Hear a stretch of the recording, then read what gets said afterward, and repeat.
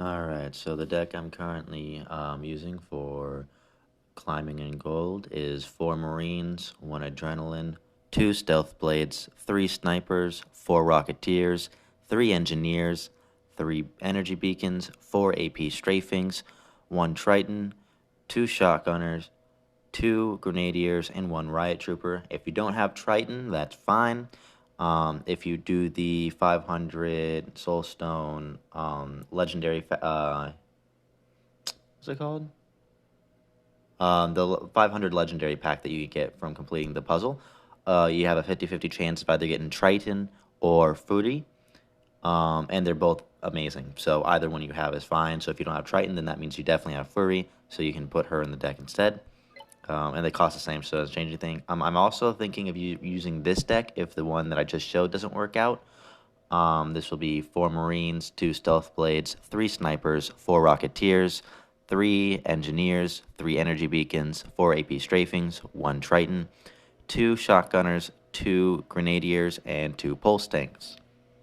The reason I'm debating using this is because my Pulse Tank is level 4, and most of my cards are level 1 or 2. Well, I guess I'm using a lot of rares, so level 3. Level 3 seems to be the average for my the level of my units, so Pulse Tank is a higher level, and it's also a good target for Energy Beacon, so that's why I'm debating using that instead. Let's see, yep, have that one selected. So the differences between silver and gold, I feel like, are the most obvious, while not necessarily the largest. When you go from silver to gold, something you have to keep in mind a lot more often is proper mulliganing. Like here, I want to start with an Adrenaline because that's one condition, and I don't need 3 Rocketeers. 2 could be okay, but I want more options. Alright. So this is a little dangerous because if there's a lot of AoE, I won't be able to do anything about it.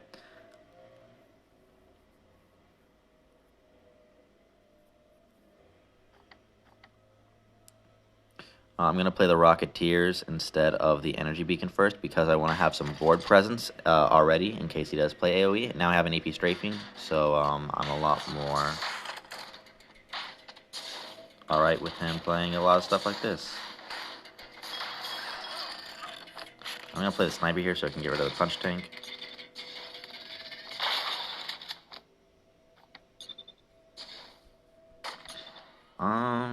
I kind of want to play my Marines in front of the Sniper so I can tank for it, but okay, yeah, it wouldn't have worked anyways.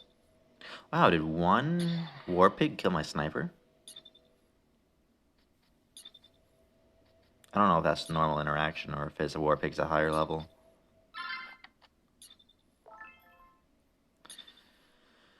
So this is the time where I wish I had an Engineer in hand. So my well, my Energy Beacon did its job at least. Got some more damage from the Sniper and the Rocketeers. I don't really care about those too much. I'm gonna play Marines to deal with that. And I'll play a Shotgunner just to kind of tank for that Rocketeer later. Alright, since I'll have a tank, I can use a drop to get a lot of damage. He wasted 3 to get rid of 1. Alright, so AP Strafing, the debuff where the enemies take more damage, applies to the Guardian as well. So if I do this, now the Marines are doing more damage, as you can see.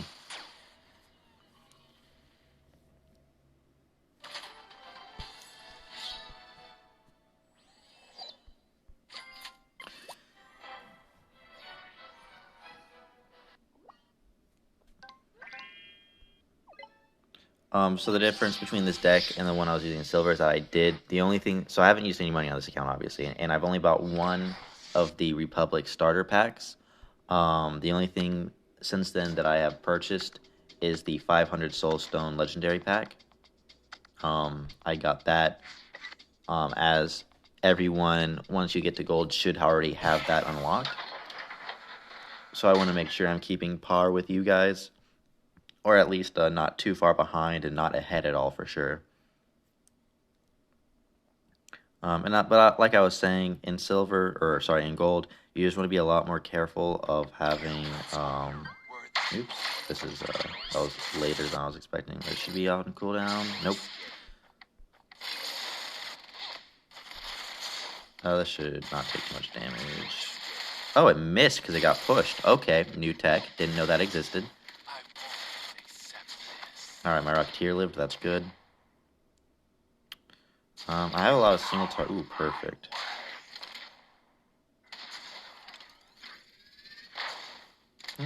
Well, looks like it's gonna actually get to my Guardian. That is a level 5 Goliath. Oh yeah, they start off at level 5, that's right. No, they start off at level 4. Okay.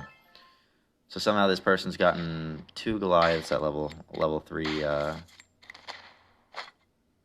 Guardian level. Alright, I'm gonna play this energy beacon. Oh. It's still fine, as it'll be useful later. For instance, with these Rocketeers. The only card that's in this deck that is non-synergistic with with Energy Beacon is the Marines. Rocketeers still get plenty of value out of it, but the Marines just don't. Okay, I don't really have anything for these Marines. I'm gonna play my own Marines over here. Oh, well, okay, I guess I'm just playing a lot of Marines. Yeah, that worked out. It'll deal with the Stealth Blade as well.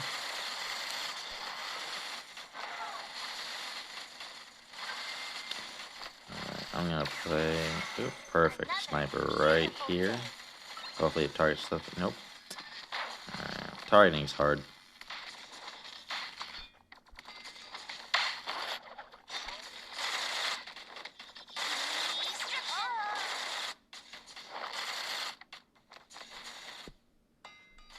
Okay, I don't really have anything to play.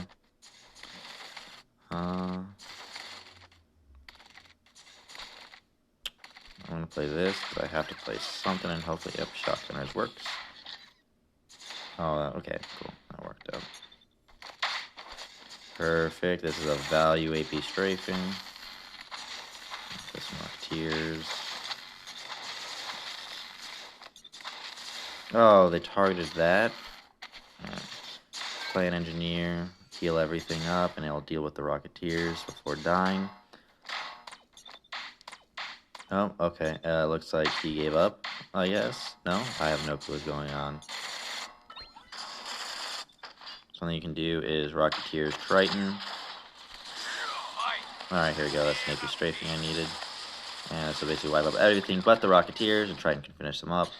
And this will be game. Now that Triton's tanking, I can use the deployment and an AP strafing to give a damage buff. He also used deployment. That's interesting. Deployment will almost never... You should never use deployment in a response to an opponent's deployment. So if you are playing Republic versus Republic, and they drop Marines somewhere on your side of the field, don't drop Marines where they drop Marines. Because before your Marines start moving, their Marines will start attacking yours, and the drop itself won't do enough damage to kill the Marines. The drop's damage is minimal. It might kill Terminites at level. I'm not sure if it does, actually, but it might. This is a pretty good hand, all in all. I can start with the Rocketeers as a safe start. The Rocketeers are nice because they have a very far range, and they deal decent damage to both swarm units and to single target units, and they have to be responded to because the Guardian won't kill it, because the Guardian is not within range of it. Alright, this would have been a good time to have a sniper. I'm going to do this to try to... Oh, I thought that would have hit the Red Witch. That's unfortunate. But what I can do is this to get it. Or not. I didn't see the tubby there. That was a mistake. Either way, an AP strafing will kill it now. No, it'll die to the Guardian. Oh, well, maybe I should do an AP strafing to get these guys too. These guys don't do a lot of damage, but I mean, at full health, it'll add up to the Guardian. So I think an AP strafing get rid of, and they'll take for the Red Witch. So that forced me to use the AP strafing there. The Empire has a lot of Swarm because it has a lot of cheap units that spawn a lot, and it has a lot of Sense units. So if they're using Sense, which pretty much every Empire is running Sense, then they're going to be casting a lot of cheap Swarm units. So this would be a great time to have more Shotgunners, Grenadiers, or another AP strafing in my hand, but I do not. Oh, there's an AP strafing. Okay. And 8 times. Play the sniper here, and the stealth. Oops, the stealth is going to go for the tubby. That's going to suck. Oh, no, they hit the times. Oh, lucky day.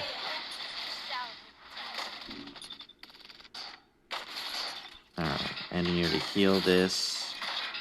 And tank for the sniper. Sniper isn't really a unit that needs a tank, though, because of the fact that it outranges the Guardian. People are just going to kill it either way in the once it gets to that side of the field. I don't know how I want to respond to this. I think I'm just going to let it go. And I'll play another energy beacon because I have to play something because I'm full. Alright, this is not too terrible. Ring comes out of the other side, and then play our right trooper in the middle. Oh, the Red Witch got to the snipers first. I didn't think she would go that far range.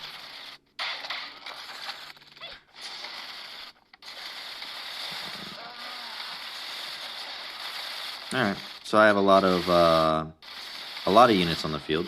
I still have an energy beacon up. Not that it's worth too much because of the amount of Marines. I can Marine drop because of the now I have units in range.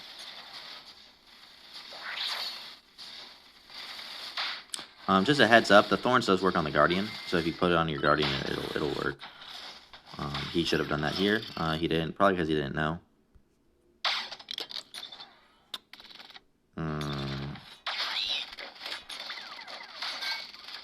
I should have figured it out farther. Yep, okay. So I lost because I I placed the Engineer too close to the Guardian. You can place the Engineer in a way to where it'll absorb the impact from War Breaks and Painlings without hitting the Guardian, and it'll also heal both the Guardian and the Energy Beacon. I just messed up. I'm thinking this deck needs actually more AoE capabilities, which really can only be more Shotgunners. Alright, Trooper's level 2, so it's making me think of... Alright, I'm going to get rid of the Adrenaline, because it doesn't seem to be coming in handy, and I'll put in one more Shotgunner. This should help a bit. I don't really want to use Catapods, but I could. It is a good combo with the Energy Beacon, but it just seems a little weak right now. I was using it a lot before on my main account, so perhaps I'll go back to it. Comparing damage, yeah, the Shotgunner does a lot more damage. And its far range is also something that has to be responded to. It's super squishy, though, so I'll stick with the Shotgunner for now. So that's the deck I'm going to be running now. I just traded out the Adrenaline for one more Shotgunner for more AoE damage capability. So that's fairly much it. The only difference, like I said, between silver and gold is that it is the most obvious difference in skill level